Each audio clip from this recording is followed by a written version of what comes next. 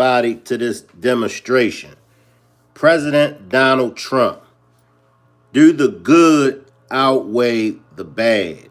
I'll let y'all decide. Do the good things that Donald Trump outweigh the bad things? Do some of y'all believe everything he do is bad? Do some of y'all believe everything he do is good? Well, we're going to chop it up in this demonstration and find out. President Donald Trump, does the good outweigh the bad? These kids are going to be deprived of community, friendship, and learning opportunities out of cruelty. It absolutely is a win. It's the latest development in a heated national debate around transgender athletes in women's sports. We will not allow men to beat up, injure, and cheat our women and our girls. From now on, women's sports will be only for women. President Donald Trump following through on a campaign promise, signing an executive order titled Keeping Men Out of Women's Sports, which he says will be enforced immediately. Joining the president, women and girls of all ages, like 12-time All-American pro swimmer Riley Gaines, who's been waiting for this day for years, speaking to Nightline in 2022. Not only were women kind of put in this position where we have biological males competing against us, we were put on the back burner for biological males. If one girl is knocked off of a team because a male competed on that team, one girl is knocked off of a podium, that is one too many. This is a huge development. It's a big cultural issue. It's divided the country. What are y'all thoughts about this? Salute, Maria. Salute, Maria. Do you feel like this was a win? Was you in agreement with Donald Trump when he signed the executive order banning transgender athletes from women's sports? Drop a 1 if you agreed with Donald Trump on this one. Drop a 2 if you disagree. The new order, schools that don't comply risk having their funding cut. It's also a maximum use of federal power, using the power of the purse to tell them how they should run their sports. Advocates celebrating the move, arguing that allowing trans athletes to compete could give an unfair advantage. In many ways, it's President Trump finishing what he started in his first term, to again ensure fairness, safety, and privacy for women and girls. But trans advocates say it's discrimination and a violation of human rights. We first sat down with Leah Thomas in 2022 when she came out as trans as a UPenn swimmer and found herself at the center of this fiery debate. Here's my thing, y'all. Salute positive vibes. Salute positive vibes. Here's my thing.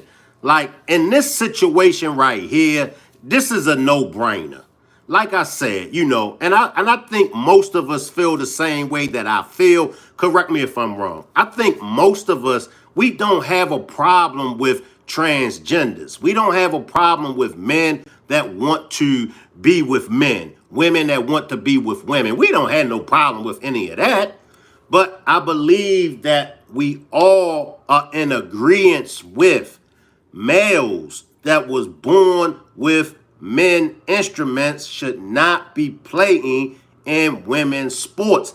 This executive order right here, this should be a no-brainer. We all should be in agreement with this one.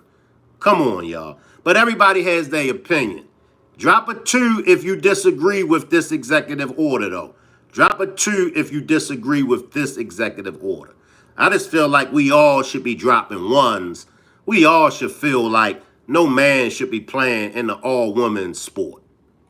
What has the reaction been in the trans community? Explain that a bit. This executive order is among other executive orders and other legislative moves to further police bodies and police who is woman enough to fit into that category and be allowed to compete. Thomas won an NCAA title that year in the 500-yard freestyle. Her success is quite rare. According to the NCAA president, out of 510,000 NCAA athletes, fewer than 10 are known to be trans. And yet her victory ignited a heated debate in women's sports. You set the record. In many ways, do you fear that your success in some part triggered some of this backlash that we're seeing now? It was hard not to sort of place a little bit of blame on myself that it's not because of me, it's because Republicans in positions of power are trying to control and limit our autonomy and how we can live our lives. And if it wasn't me, it would have been the next trans woman. On the one hand, trans athletes and the people who support them say, look, this is who they are. And they would like to compete in the athletics that they love. On the other side of people are saying it's just unfair. Even some people who support equality and equal opportunity and a flourishing life in our society for trans people feel this is a step too far. But that's not who you are. That's who you want to be.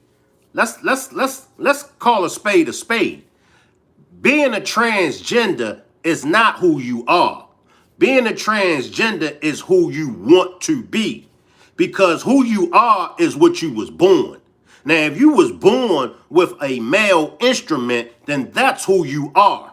However, if you choose a different lifestyle, then that's who you want to be. So let's not twist these words and let's not get it twisted.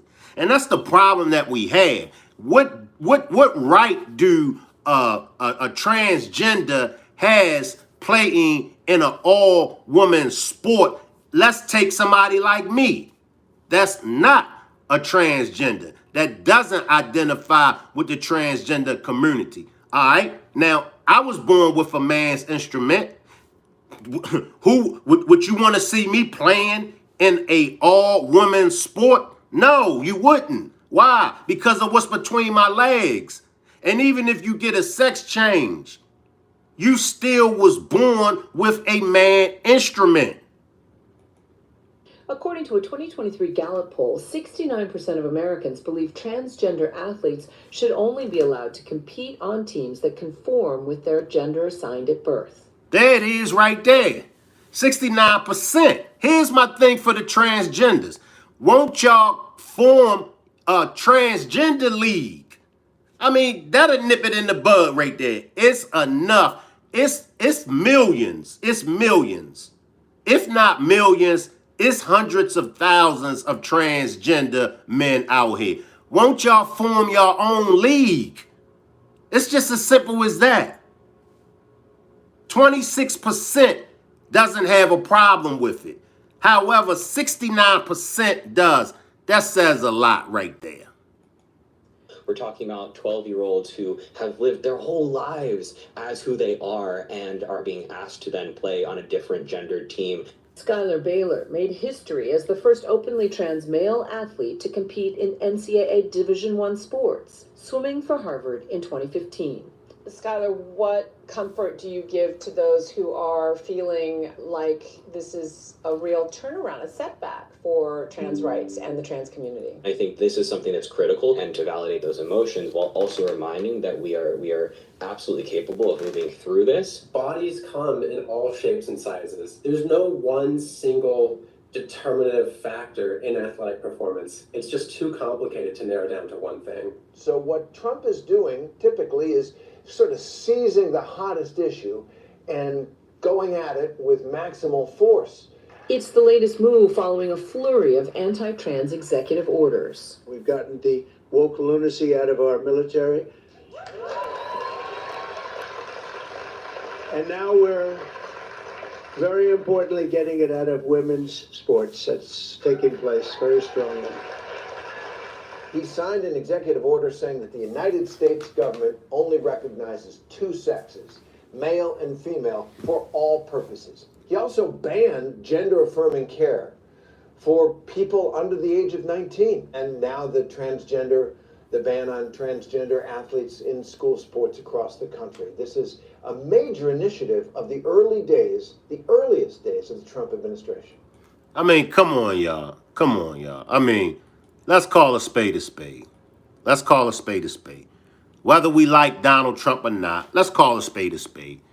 It's only two genders. God created male and female. God created two genders, male and female. He didn't create it. He didn't create possibility. He didn't create nothing but two genders. I mean, listen, y'all, none of us are perfect. I'm not perfect. We all fall short of the glory of God. All right? So I'm not coming before y'all that's saying that I'm perfect. But why are we intentionally taken away from God's word? I mean, it's one thing if we struggle with our addictions. It's one thing if we struggle with, alcohol, or let's say that we have a problem with fornication, adultery. Let's say we have problems, because we wrestle with the flesh. So that's one thing. But to deliberately change the word of God, where are my Christians at? Where are my Muslims at? Where are my Jehovah? Where are my people of God at? Now, if America's supposed to be a Christian nation, this is an abomination to the word of God. Come on, y'all. It's no way in the world that you can convince me that we should have more than two genders. It's nowhere in the world. This is one of the executive orders that I do agree with Trump. Now, I want to talk to y'all. Should the good that Trump does, because I wanted to prove my point, because I know there's going to be many of you all that's going to ask the question, Shank, what good did Trump done? Shank, Trump didn't do anything good. So I at least wanted to point out one thing that Trump has done. Signing the executive order banning transgender athletes from women's sports. In my opinion, that's a good deed. Now, should that good deed overweigh the bad things that he's done? What are your thoughts? Let's chop it up. Should Trump's good deeds outweigh the bad deeds? Y'all let me know. Drop a 4 if y'all think that his good deeds should outweigh his bad deeds. Drop a 5 if y'all think that his good deeds shouldn't. Thank you very much. This is a nice crowd, isn't it? Salute Florida Queen. Salute Tracy. Salute Ms. Wisdom. Salute. Once again, drop a 4 if Trump's good deeds should outweigh his bad deeds. Drop a 5 if you think that the good deeds should not outweigh the bad deeds. Chop it up, y'all. Drop a 4, drop a 5. Isn't it, huh? You've been waiting a long time for this. So have I. Actually, it's so ridiculous. But here we are. In a few moments, I'll sign a historic executive order to ban men from competing in women's sports. It's about time.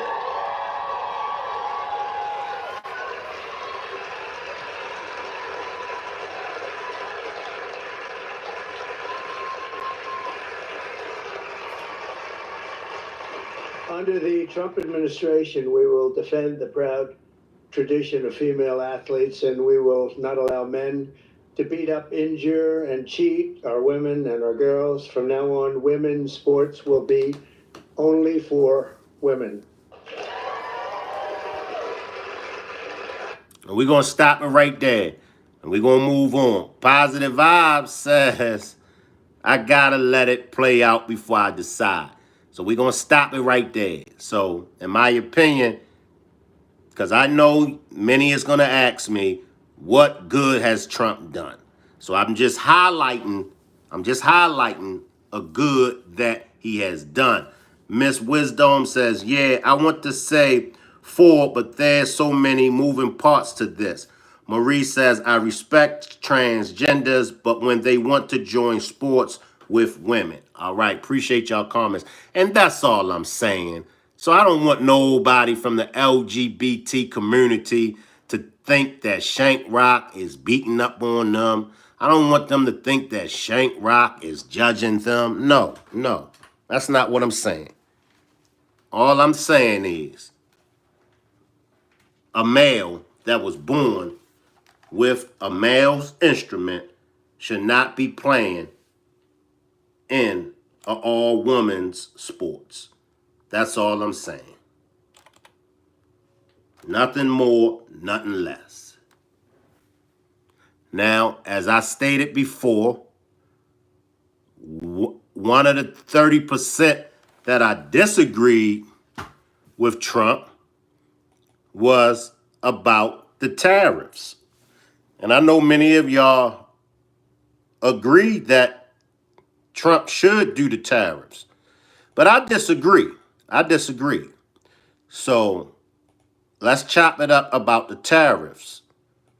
Now, should the executive order that he signed banning the transgenders from playing in women's sports, should that override the tariffs? Or should we just leave the good things that Trump does as good things and just leave the bad things that he's done as bad? What are y'all thoughts? And today, goods from Mexico, Canada, and China could become more expensive. President Trump said he's placing import tariffs on production from those countries. Mexican and Canadian imports will face 25% tariffs, and goods from China will face a 10% tariff. And for me, this is why I say the tariffs is a bad move, because we, the American people, we're going to be the ones that's going to suffer behind this. Why? Because prices are going up. Canada, Mexico, China, they're going to tax America. So the prices that we have to pay for things is going to go up. Prices are already up. Now, remember, before Trump got in office, he said that when he get in office, he would make sure that prices will drop down. So if he's talking about getting the prices to drop down, then why is he making the move with Canada, Mexico, and China with the tariffs? Espenso says, why do we have women's sports? Well, because women have a right, just like men, to play sports. We got men's sports, don't we? We got men's basketball. We got men's football, baseball. We got men's soccer. So women should have that right also. Women like to play soccer. Women like to play basketball, you know. So I'm glad that we have sports for women, just like children like to play sports. We got sports for children. So that's why we have women's sports. Marie says, also, when take a shower in sports, it should be separate. And see, that's facts. I mean, that's facts. You know, that's facts. But like I said, as far as the tariffs, I think it's a no-no, because the American people are going to be the ones that's going to suffer. Hey, look, I'm already paying high prices as it is. Now with the tariffs, now you mean the prices is going to go up even more. But out of Trump's own mouth, he said that when he get in office, he would make sure that the prices would drop. Trump first threatened tariffs during his campaign and seems likely to follow through with that plan. It's a political gamble, though, since many voters cited inflation as one of their top issues. Tariffs could trigger higher prices and potentially disrupt the energy, auto, lumber, and agricultural sectors. Mr. President, is there anything China, Canada, and Mexico can do tonight to forestall your implementation of tariffs tomorrow? No, nothing. So as you can see, he says nothing that they can do that could stall the tariffs. The reporter asked him. He said nothing. It's nothing that they can do. Not right now, no. Not a negotiating tool? No, it's not. No, it's a pure economic. We have big deficits with, as you know, with all three of them. Both Canadian and Mexican leaders said they will respond with their own tariffs on American goods if Trump's plan goes forward. China is also expected to retaliate if their goods face tariffs as well. And see, I've been around guys like Donald Trump. I personally know guys like Donald Trump. These type of guys will call your bluff.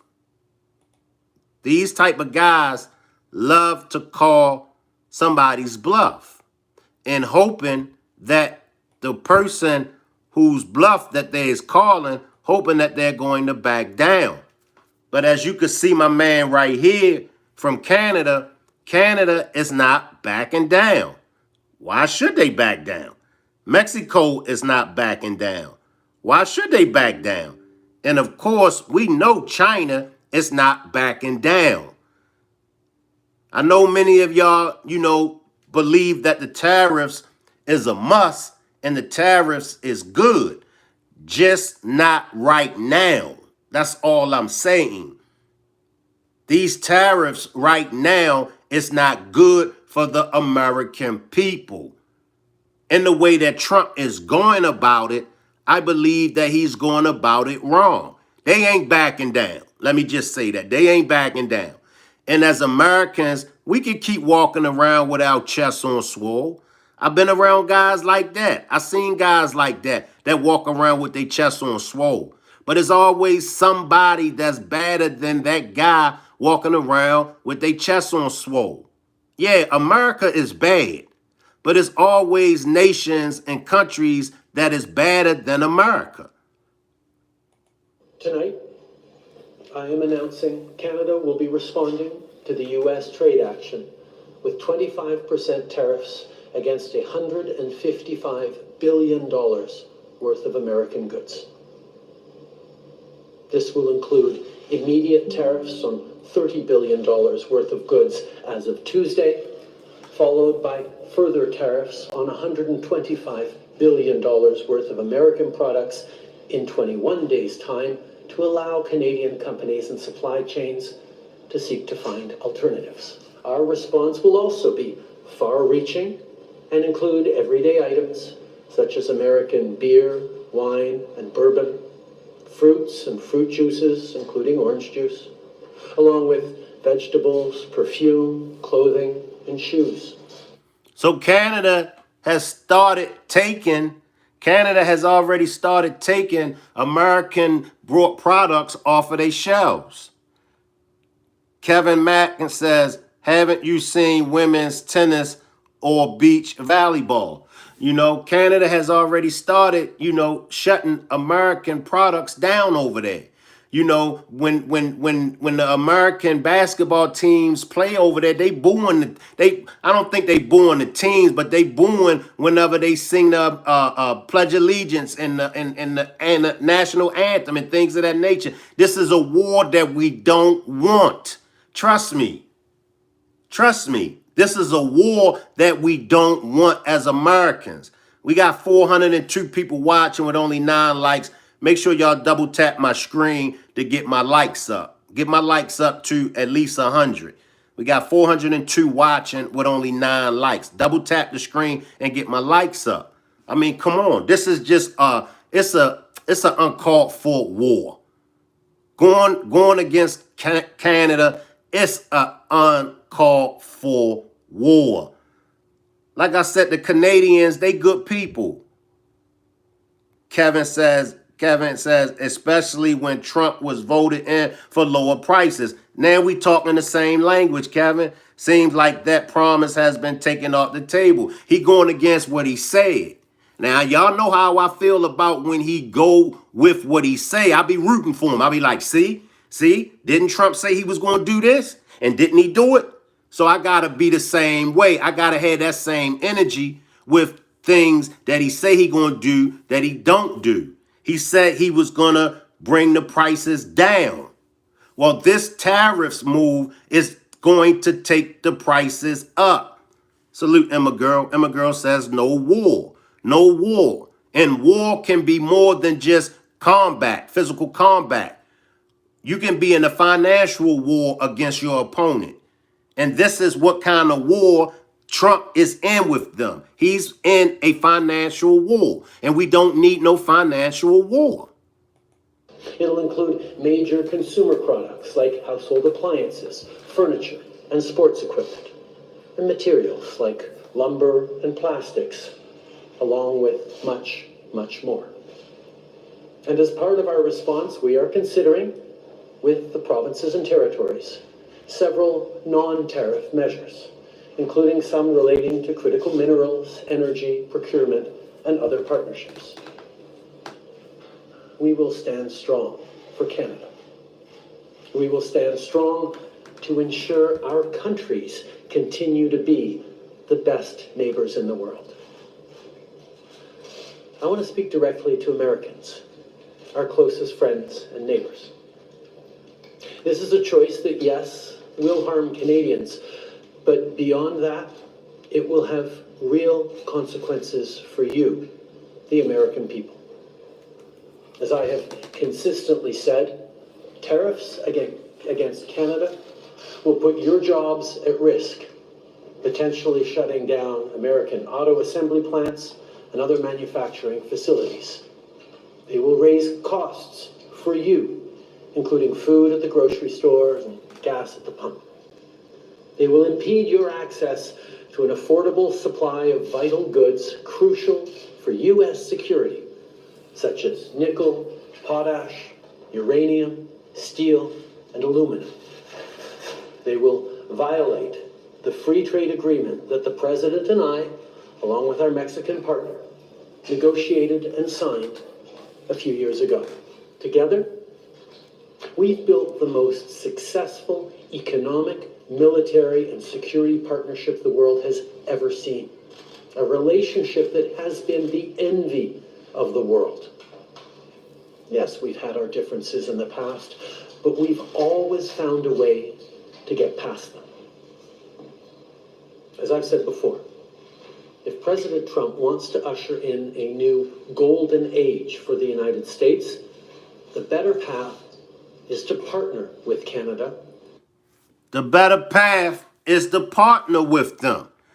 Brett C says, based on the fact tariffs will get the inflation down, way down. And the tariffs may be strong possibility if they negotiate a good tariffs. If they, when they negotiate. But here's my thing. The way how Trump went about it. It's like he just, he could have had this phone call behind the scenes. He just basically put their business on Front Street, and he just basically expecting Canada, China, and Mexico to bow down. And that's not going to happen. That's not going to happen. We see that. And that's all I'm saying. Brett says, Justin is pandering. Like, when do we say, okay, enough is enough? All right, I do agree with him on this. I don't agree with him on that. When do we, go at it like that?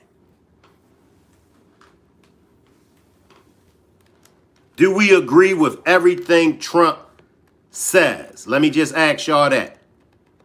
Do y'all agree with everything that Trump says?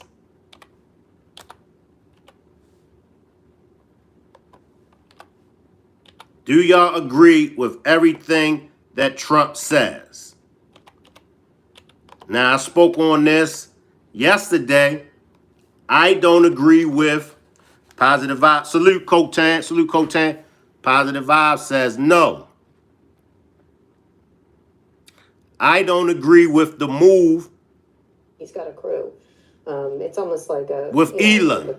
Any crew you'd see in a movie. Like, they move from thing to thing. And they did that. They moved into Twitter and did this. And right now, what they're trying to do is essentially, be the genius bar for the country right now. We're going to fix all your systems. Now, a lot of our IT systems need fixing, but they need to be done legally and safely. One of the big dangers is hacking and by foreign governments, etc. But you've got a private citizen who was not elected with his fingers in the IT system of this government. And that's why I disagree with Elon. He's an official, a government official, but he hasn't been elected. Come on, y'all. Come on now. department. privacy concerns. Not just that privacy. Yeah. Well, yeah. I mean, in addition to what you just said about hacking, but I also think one of the things that they're doing is trying to overtake HR so that they can manage all of the entire government's 2 million workforce out of the Eisenhower Executive Office building. No, they're doing it from the headquarters of Twitter. Or from the in headquarters DC. of Twitter. So there's that, but there are real privacy concerns for all of these employees. But also, let's talk about this payment system at the Treasury Department. From what I have read in the reporting, the Washington Post is reporting this. There are only a handful, maybe a little bit more, of career employees who manage this system. This is the system where the government of the country pays out money for all kinds of different things. It's extremely sensitive. And I don't know who Congress didn't give DOGE any power. You can control who gets paid too. It's not about just the privacy. It's that if he could decide California shouldn't get paid, or we're going to make cuts here, what are they going to do about it? Deny government, hold back federal funds? It's a very serious thing. Also, the question is, what is Elon doing here? Why does he want to be involved in this? I think the sort of merging of tech and government is actually very exciting. I think it's exciting having Elon involved, but just not doing this. Elon should be given enormous, real structural problems like homelessness. Apply your enormous brain and brilliant creativity, and I love your description of the genius bar, to something like homelessness, where he might be able to make a difference. Yeah. We don't need him fiddling around in the minutiae of He's government. doing it for power, Joanna. He's doing it for government contracts. No, he's right? doing it for government power at this point. It's beyond contracts. Well, sort of the same thing, but actually, it is incredible to finally bring tech into the White House. Not like this. I don't think it's about. I don't think it's about fixing the payment system, okay? I think it's about them wanting to be able to say, you get paid and you don't get paid. You get paid and you don't get paid. The problem is there is a government in this country that decides who gets paid and who doesn't. You want to be in charge of the data. That's what that is. That's what his business is at Twitter. When you don't pay anything for something, you're the product. So when we use Twitter, we're the product, right? And so imagine being in charge of the data of everybody who gets paid. No, imagine being rich enough that you can get the guy who's really running the Treasury Department out because you want the data and he doesn't want you to have it. I mean, he's that rich and that powerful and nobody elected him. I think that's the scary part. And I wrote in the Washington Examiner, the problem with Elon Musk is that he's an unelected billionaire bureaucrat, and he's not responsible for anything that an elected official is responsible for. We're going to stop it right there. I'm going to come back. Drop a 4. Drop a 4 if you feel like Donald Trump's good should outweigh his bad. Drop a 5. Drop a 5 if you feel like his good shouldn't outweigh the bad. Billionaire bureaucrats have frequently been involved, often behind the scenes in government. No, what's interesting here about this is the way that Trump is running it like a TV show. And actually, we have a bit more transparency. We know that Elon is doing this. Is he? No, we don't, because I don't think Elon is genuine. He's using Signal. I don't think Elon is genuine in this at all. I don't think he's genuine. If he was genuine, he would want to solve homelessness, right? He said he should apply his genius to homelessness. Well, you have to care about homelessness to want to solve it. Go ahead, Karen. He cares about data and He's power. using Signal for communications. Our government should have transparent. Everybody I know in the media is using. Yes, but our government doesn't do that. That's actually a violation of your business. That's if you're running laws and anything. regulations around using about the use of non-government. Do I need to remind us about the email scandal that consumed Washington forever because of a private email server? I mean, he could do whatever he wants. Be doing years from now, we're going to have to hire white hat hackers to figure out what he got into. And he knows that Donald Trump has no interest in the details, and therefore he can do whatever he wants. Now, I'm a James Bond fan, but this feels a little like that. Like, why is he getting access to systems and then using non-transparent communications to talk about what he's doing? If everything's above board, why are they using Signal? Why is he taking control of this when people object? Why isn't it going through a process where we can all see what's happening? No. Does the good outweigh the bad when it comes to Trump? Should Elon Musk Go. Drop a 1 if you feel like Elon Musk must go. Drop a 2 if you think he should stay.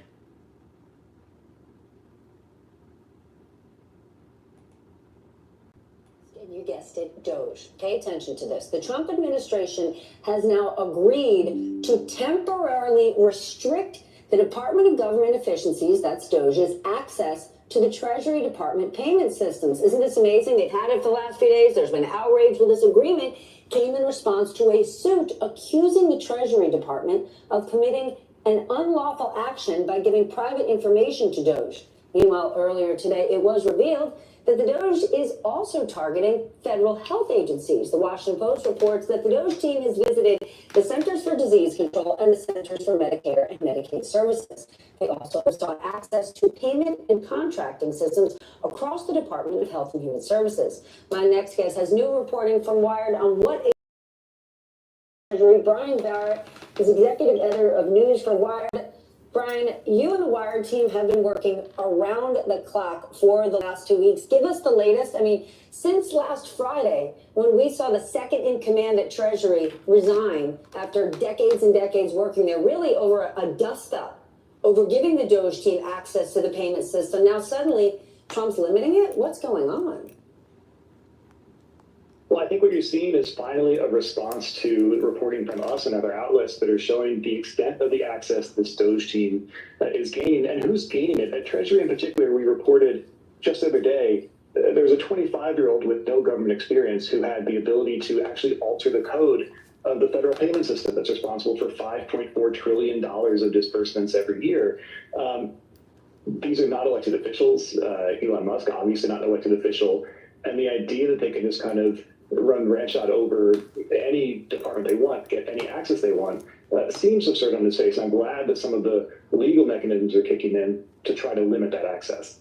Can you go back to this alter the code point? Because for the last few days, the pushback we've been getting from the administration is that the DOGE team only has read-only access. They can't actually impact anything. And if their job, in theory, is to assess where there could be, fraud and waste and places to be more efficient, then they certainly need read-only access. But when you talk about altering code, that doesn't sound like read to me. Well, our reporting showed that this one employee did have administrative privileges to these systems. That means that you definitionally have an opportunity to alter the systems. We don't know what it did with it, if anything. But the fact that it was even on the table is concerning. One of many concerning things that this administration is doing. I think you look at the idea of putting AI agents into the U.S. government, this sort of tech-forward posturing for all of these systems that are sensitive. They run on very old code.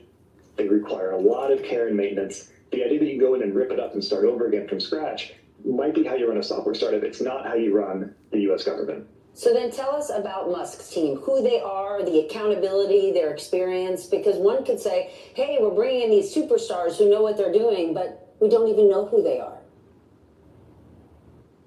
In some cases, our work is focused a lot on the sort of younger fleet of engineers. We've got a lot of people between the ages of 19 and 25 who are holding meetings with seasoned civil servants, making them defend their code, making them defend their jobs in some cases. You also have Musk lieutenants at the top, people who are installed at the top of OPM and GSA, who spend a lot of time at either X or XAI or Tesla. So it's really a mix of these sort of young up-and-comers from the Musk universe, and these people have been with him for several years. It's very similar to when he took over Twitter, and he brought in a lot of people from other companies, brought in some younger talent who like the message that Musk put out about this sort of hardcore approach to coding, which again, I don't think it's going to map as easily or as well or effectively to something the size of the federal government. They're too young to rent a car, but they are old enough to force members of our government to defend their jobs and why they should have them. You also are reporting that Elon Musk's sort of takeover is causing rifts within Donald Trump's inner circle. Tell us about it, because just yesterday, the press secretary basically said he's got carte blanche to do whatever he wants. Yeah, I think he does to some extent have carte blanche. I think that our reporting has shown that there are some people who are close to Donald Trump in the administration who are increasingly wary of that. Now we're going to stop it right there because this is just part one. This is part one of President Donald Trump. Do the good outweigh the bad. We will have part two on my main channel today at 5 p.m. So make sure y'all subscribe to my main channel. The main channel is Shank Rock. SHANKROCK. Subscribe to the main channel. Today at 5 p.m., we will be continuing this demonstration. So part two of this demonstration is later on today at 5 p.m. on the main channel, Shank Rock. Salute everybody, and I'll see everybody at 5 p.m. on the main channel.